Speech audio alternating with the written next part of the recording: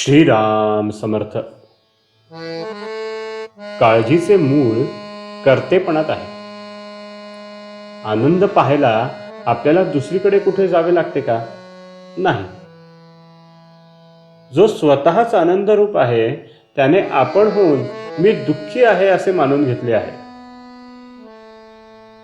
एक जण आपले तोंड आरशात पाहायला गेला, पण त्याला ते दिसले नाही. त्यावर दुसरा एक जण म्हणाला, मी दाखवितो. असे म्हणून आरशावर मळ बसला होता तो पुसून त्याने आत पाहायला सांगितले. तेव्हा तोंड स्वच्छ दिसले. त्याचप्रमाणे साधू लोक करीत असतात.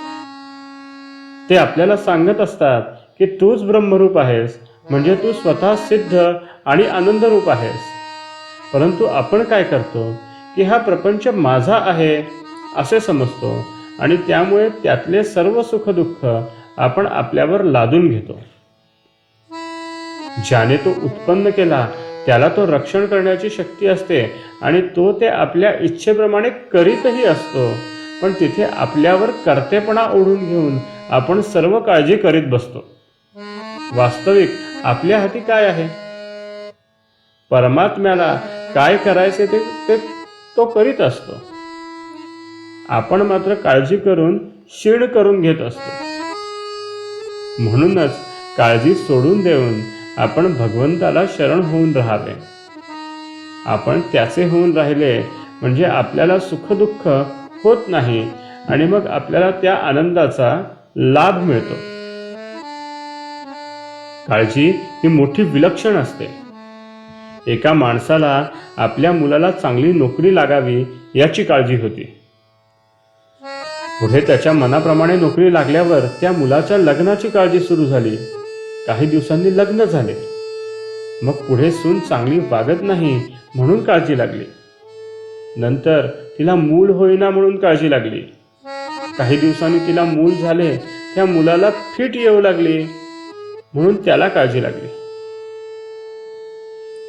शेवटी आणखी काही दिवसांनी मुलाची फिट बरी झाली, पण त्या म्हाताऱ्यालाच फिट्स येऊ लागल्या आणि अखेर काळजी करीत करीतच तो मरून गेला.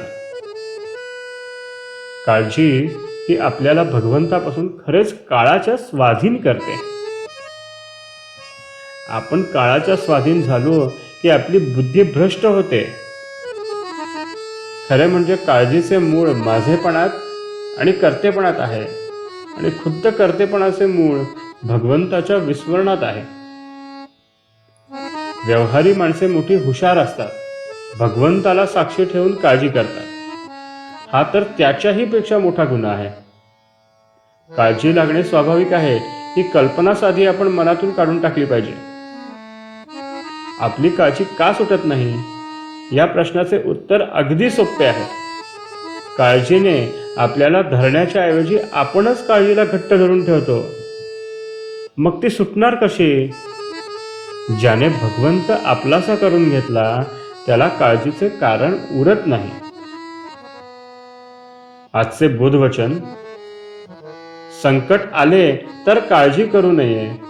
भगवंत करतो ते आपल्या हिताचे करतो ही दृष्टी ठेवावी. जानकी जीवन स्मरण. जय जय राम.